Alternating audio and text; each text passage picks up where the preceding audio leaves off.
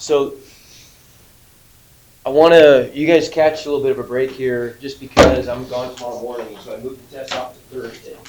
So I'll do the same thing for you folks. So we'll test Thursday and then probably Monday. It'll probably take 2 days, give you a couple days to do that. Remember, I'm going to give you retakes, right? You're going to get, it's not like you just, I'll give you more than one retake on this. Okay? So it's a little bit of pressure's off. What I want to do today, I want to do a little bit of a review of the first part of the test, which covers sections 1.1 through 1.3. It's in two parts. I think I mentioned this last week, but I'll repeat it today. It's going to be in two parts. It's going to cover sections 1.1 through 1.3. It's part one. And then part two covers the rest. That's the stuff. I'm not going to have you, oh, I can't forget those. I'm not going to have you do an official review on the second part because it's stuff we've been doing anyway, right? So it's, but there is a review assignment that's going to be due for the first part of the chapter. It's 1.1 through 1.3, and it's designed to just give you some practice problems, kind of get you thinking about some stuff that we haven't done in a while. Shouldn't take you very long to do. It's very quick stuff, but I think it's important to revisit that a little bit. Okay, I also put up a practice test for the first test. I'll put another one up, probably even today. I'll have another one up for the second test. It's not for a grade. It says that in bright yellow on it. It's not. It doesn't go in the grade book, but it's an opportunity for you to go in and get some authentic practice for the test. It's just like the test. You can go into that and just reload questions as much as you want if you find something you need some additional practice on. Okay, just a resource for you. Okay, so anyway, let's go back and let's go back to the beginning and let's review some stuff on real number sets. So there's going to be some questions like this, where it's asking you to choose all of the sets to which the given number belongs. So you're always going to check, you'll always check at least two things on here every time, and you'll kind of see why in a second. But it might be more than that. So the question is, which sets does it belong to? Well, I'm going to pull up just some stuff that we've seen in the past. This is one of the textbook resources above the 1.1 assignment. I think this is the section 1.1 handout with answers, right? So this is the thing we did in class together. But I'll draw your attention to this picture, right? Here's the set of real numbers. And they define, so in the official stuff here, they define the letters a little differently than we did. We called the rational numbers Q, and we called the irrational numbers Q prime, right? But they call it an I, big deal. That's fine. They call it an I for irrational. Everything else stayed the same. Okay, so in these answers, it's a little bit different, but you get the idea. Here's the key to this picture, let's say. So we got the set of real numbers. Notice that the set of real numbers is broken up into two different categories. We've got the irrationals and then the rationals, right? And they're totally separate. They never overlap. It's either one or the other. You can't be both, right? So if it's irrational, that's fine. Then it's irrational and real, and those would be the only categories, the only sets that it would belong to, right? If it's irrational, or if it's rational, however, if it's rational, it could belong to some other sets as well. So let's quickly just kind of review what that's all about, right? The set of rational numbers is broken up into some subsets: natural numbers, whole numbers, and integers, all of which are completely contained in the set of rational numbers, right? If you want some additional practice with this, here's 12 problems on this PDF that's available. So I want the Chromebooks all closed. Chromebooks closed. I want everybody up here. You'll get to use those a little bit today, but all day tomorrow. Not all day. Most of the day tomorrow and all day Wednesday.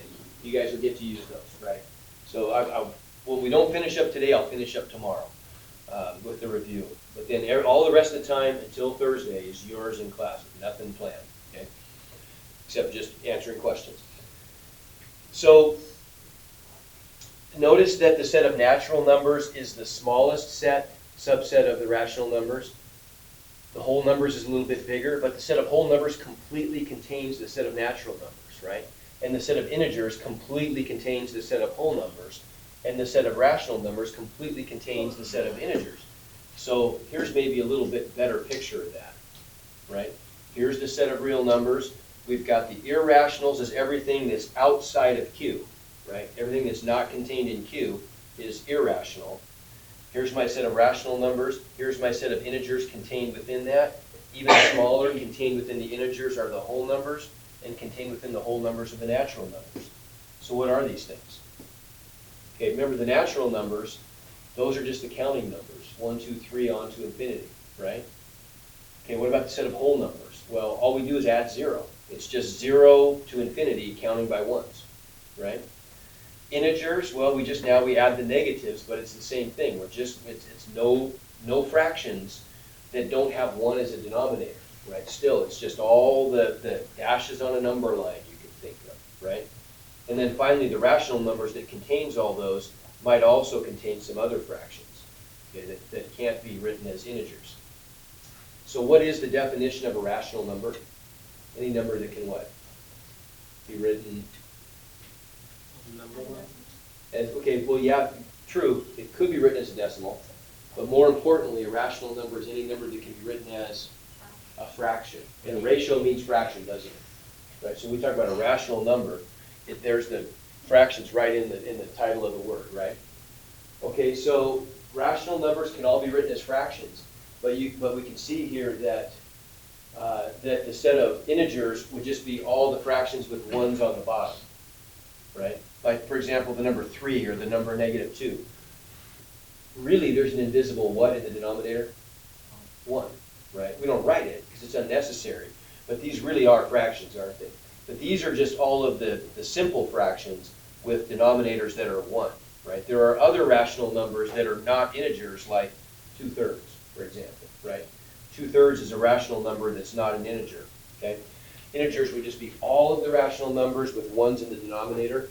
Well, we could break the integers up into pieces too, couldn't we? We've got the positive integers, 1, 2, 3, etc. We've got the negative integers, -1, -2, -3, etc. on forever. And then 0 is the divider between the two.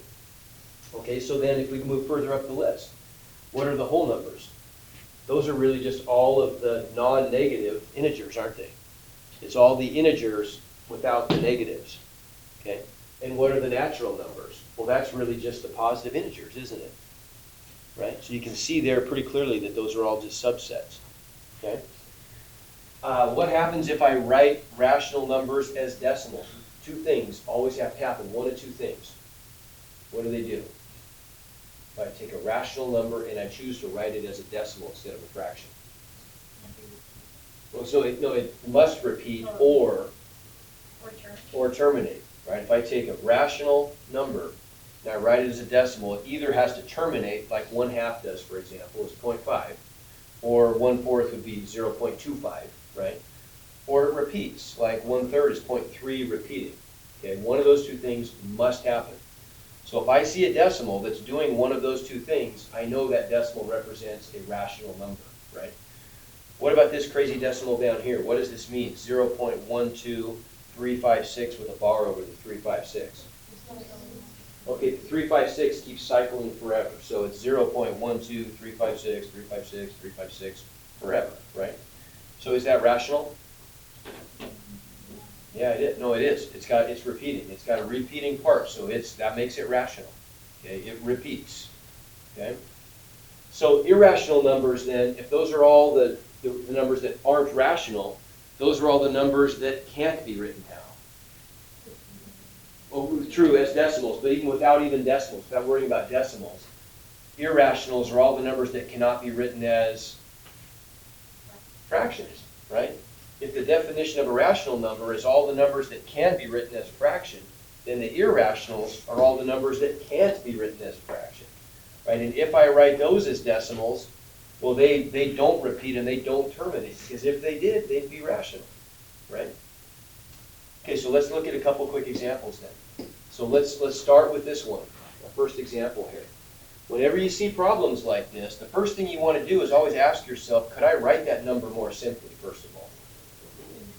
Yeah, I could make that just a plain old -8, which makes it a lot simpler. Now let's just go down our list, right? If we think about the list, we've got all these real numbers. Well, the real numbers we can break up into our rationals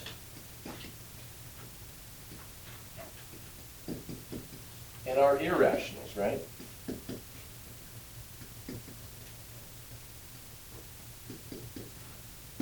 So what are the sets, what's the next biggest set of of rationals. What's the biggest subset of rationals? Contains the most stuff. Integers, right? So integers would be the biggest subset of rational numbers. What's the next biggest set? What's the next biggest set that's contained inside integers? Good. And then finally, the smallest set that's contained inside whole numbers? Good. And all we're going to do is we're going to try to find, well, what's the smallest set that -8 falls into? Well, obviously it's rational, isn't it? -8 could be written as -8 over 1. So we know right away that it's in this category, isn't it? Right? It's not irrational. We've crossed that one off. Is it...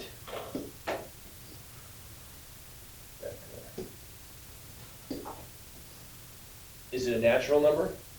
No, because natural numbers don't contain negatives, do they? Is it a whole number? No, whole numbers don't. What's the smallest number that's in the set of whole numbers? 0. Okay, so that's no good either. Is it an integer? Yes. It is. Okay, so we can check that one off. It's an integer. Well, if it's an integer, what else does it have to be?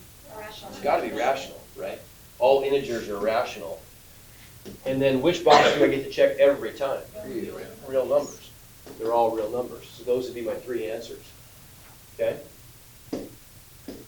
All right, how about something like that? That's a decimal, but you got to look to see, okay, it's rational. How come?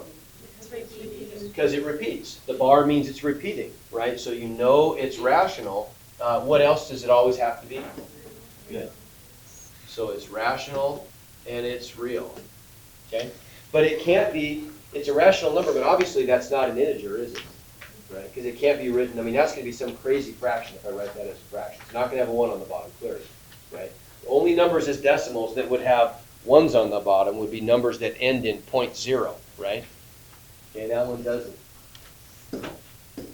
Okay, how about, there's one other one, whoops, I wanted to do too. Let me grab one other example here real quick.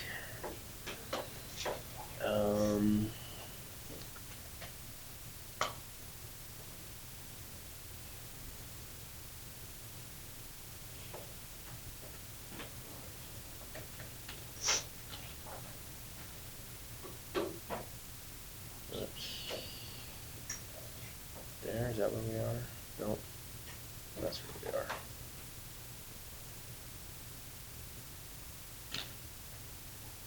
Okay, yeah, what about this one? 0.26839 ... What's the ... mean?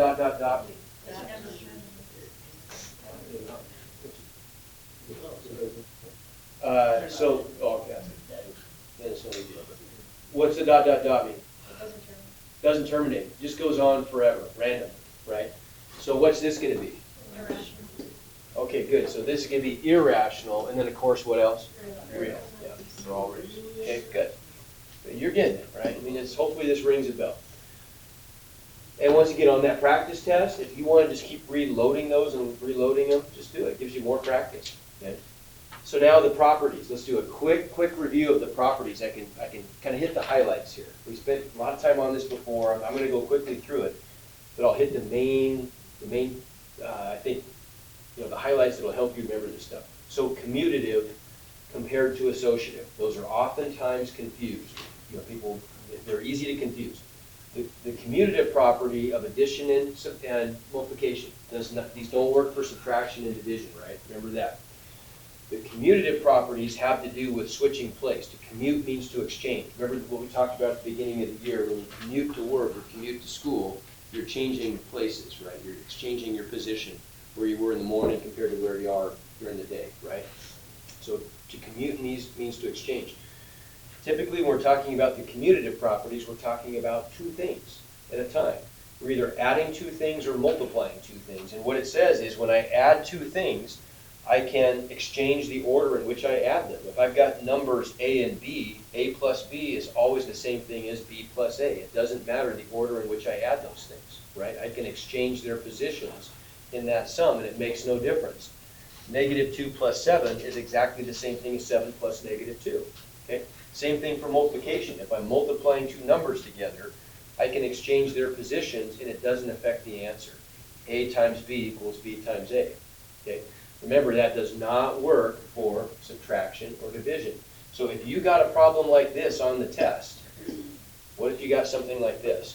-3 plus 2 equals 2 minus 3. Is that an example of the commutative property? No, it's not. That would be, I can't remember what the correct answer would be on that, but the wording would be something like, this does not demonstrate any of the properties of equality or something like that, right? It doesn't demonstrate anything. That's actually incorrect, isn't it? Not even true, okay? Okay, associative. To associate means to group, right? To group stuff, right? Who you associate with is who you group yourself with. So this is what the associative, how's that different than commutative? Well, associative involves more than two things at the same time. So if we're multiplying or adding more than two things at the same time, then all that's saying is that we can add or multiply them in any group, any way we want to. We always have to multiply or add things in pairs, right? But we can choose to group the order in which we create those pairs any way we want to. So for example, if we're multiplying the three numbers, A times B times C, well, I have to multiply them two at a time. I just have to. And same thing with adding. You always add and multiply in pairs. But I could pair up the B times C first and get an answer and multiply times A, or I could pair up, for example, the A times B first and get an answer and multiply times C. I'm going to get the same answer either way. Look at 3 times 4 times 5. The answer is 60, but I can get there by multiplying 3 times 4 and getting 12 times 5, that's 60. Or I could multiply the 4 times 5 first and get 20 times 3, that's also 60, right? So anytime you're doing that, anytime you're changing the pairs that you're grouping together in multiplication or addition, that's the associative property, right? Okay? Same thing here, if I'm adding up three things, A plus B plus C, I can group the B plus C first, get an answer, and then add A, or I could group the A plus B first, get an answer, and then add C. Okay? So that's the associative property. Associative property, how do we group more than two things? Commutative property, when I'm multiplying or adding two things, I can do them in any order I want to. Okay? All right, I'm skipping distributive. We all know that one, but let's take a quick look at the identity and inverse properties, because these are also very easy to confuse. They go together, right? So identity means, what something is, right? What people are complicated, numbers are easy. What's the identity of 7? Yeah, 7. Very simple, right? So the identity property says we can either add something and keep the identity the same, or multiply by something and keep the identity the same as it was to start with. Preserve the identity, we'd say, right? So with addition, we remember that's 0, right? 0 is the special number for addition. It's what we call the additive identity. Adding 0 to something keeps it the same. So if you see any examples on the test that say like something plus 0 equals what you started with, or 0 plus something equals what you started with, that's the identity property of addition, right? What about multiplication? Well, the special number we multiply by is 1 to keep things the same, obviously, right? That's what we call the multiplicative identity. So if you see any examples of something multiplied by 1 and staying the same, or having 1 times something and it's the same as it started, well, those are examples of the identity property of multiplication, right? No big deal. Very simple to identify those. Now the inverse properties go with those though. Okay, the inverse properties say, okay, so if we start with a number, what could we add to that number to get back the additive identity? 0. So for example, 3 plus blank equals 0. Fill in the blank. -3. Negative pi plus blank equals 0. Positive pi. Okay, what were those? You gave me, I started with the number and you gave me its opposite. Good. So we say the additive inverse is always just the opposite of a number, because that's the number we would add to something to get 0 for our answer. So any example where we're adding up something plus its opposite and getting 0, so it's equaling 0, that's the clear-cut giveaway right there, equals 0. That's an example of the inverse property of addition, right? Now what about multiplication? Now I want to multiply a number by something and get back its multiplicative identity, 1. So 2 times what is 1? 2 or 2 times 1. No, 2 times blank equals 1. Fill in the blank. No. 2 times blank equals 1. 1/2, okay? 2/5 times blank equals 1. 5/2, 5/2, right? Pi times blank equals 1. What's the reciprocal of pi? 1 over pi. There you go, right? So anytime I'm going to flip a fraction, and the fraction might start off with a 1 on the bottom. Think about pi. Pi would be just pi over 1, wouldn't it? Right? When I flip that, I get 1 over pi. So anytime I'm multiplying two reciprocals together and they equal 1, there's the giveaway. That's an example of the inverse property of multiplication, right? Very simple, okay? The other one, and I included this little sheet in here too. This is in the textbook portion. You know, if you click on the little PDFs above the assignment, you'll see this exact same thing. It was in our notes. These are just from our notes from earlier in the year. But I put it in these notes also, just so that it'll be there if you want to look through these to review for the test. The other one I want to just spend a quick second on is the closure property, right? The closure property, and this is the weird one. This is kind of a strange one. I remember when I first saw this in high school, I thought this was a little strange. You probably do too. So the closure property says this: a set is closed under an operation if the operation always produces an answer that's also in that set. Okay, so for example, true or false, the set of integers is closed under multiplication. Well, it would be true if every stinking time you multiply two integers together, you get an answer that's also an integer. Is that true or false? That's true. There's no way you could ever multiply two integers and get something other than an integer for an answer, right? So that's a true statement. Integers are closed under multiplication, okay? What about irrational numbers? And these are just the examples we did earlier in the unit, so these will look familiar.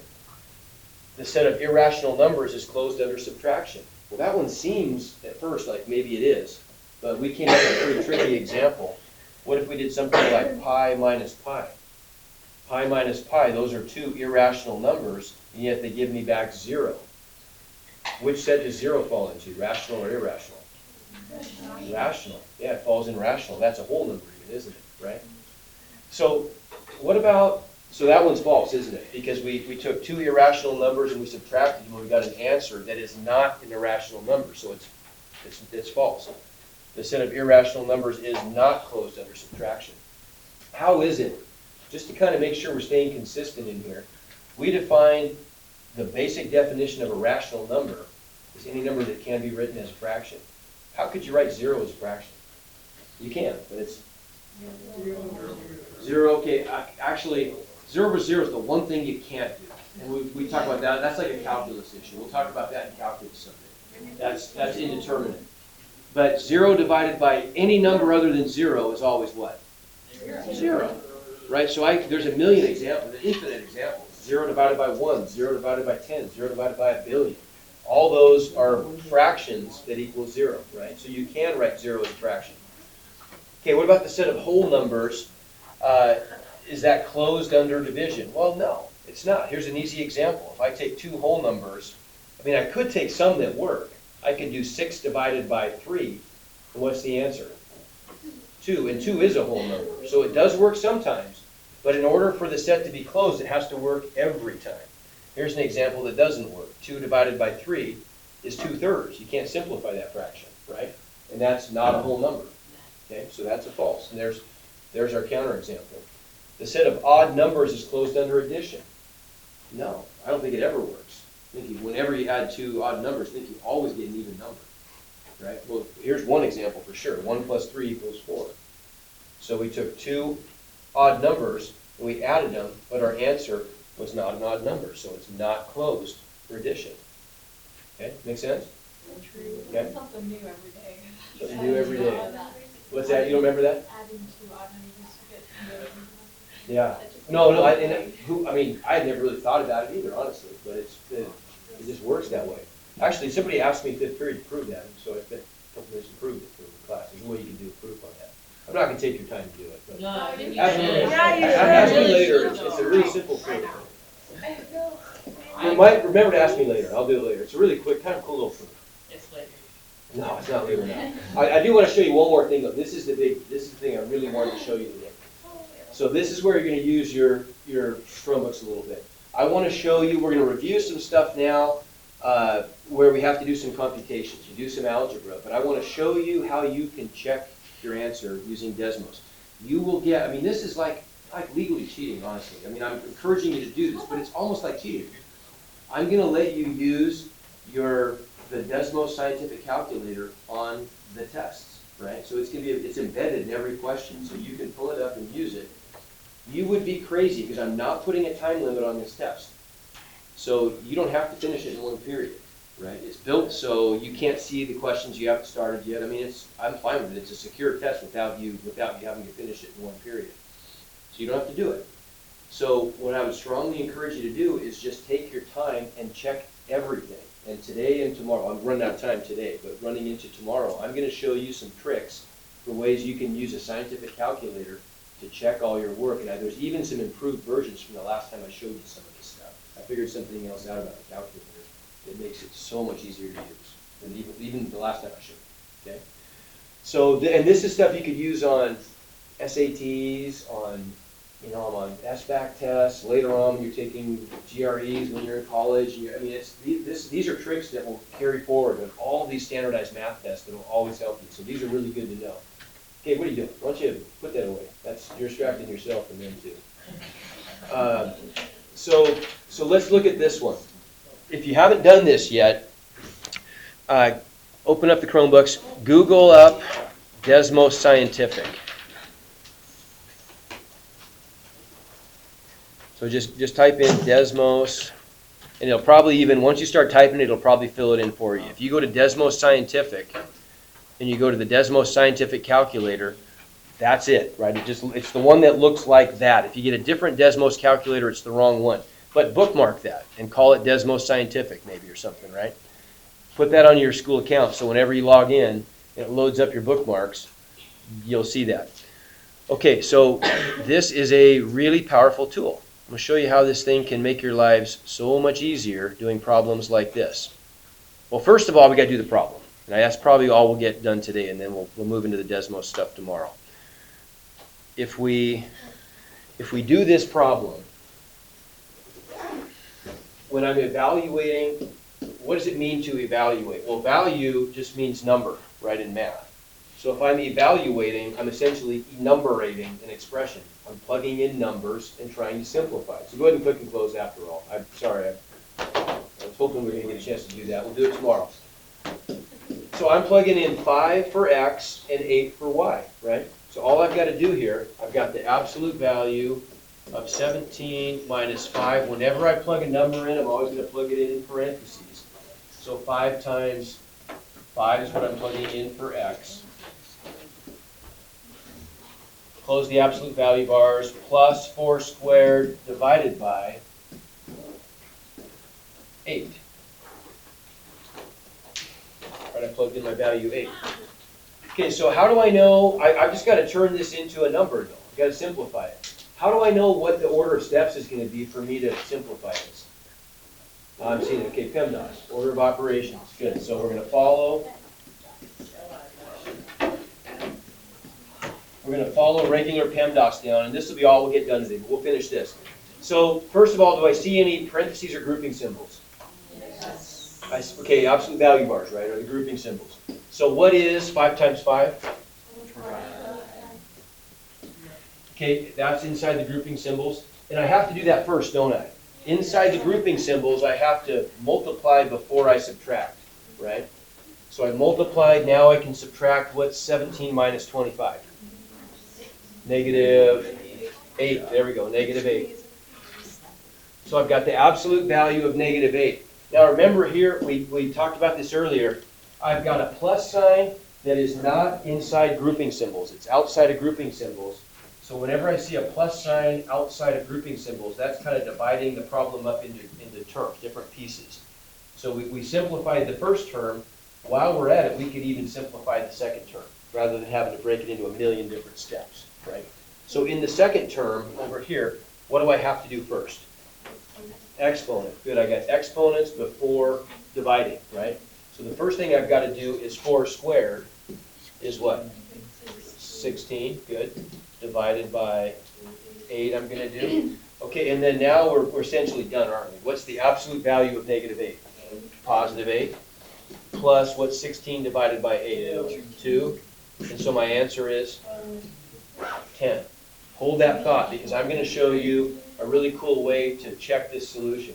And honestly, it's not even tricky anymore after this new trick I learned this morning. Okay, it's really simple. You got new today. I got new tricks. Yeah.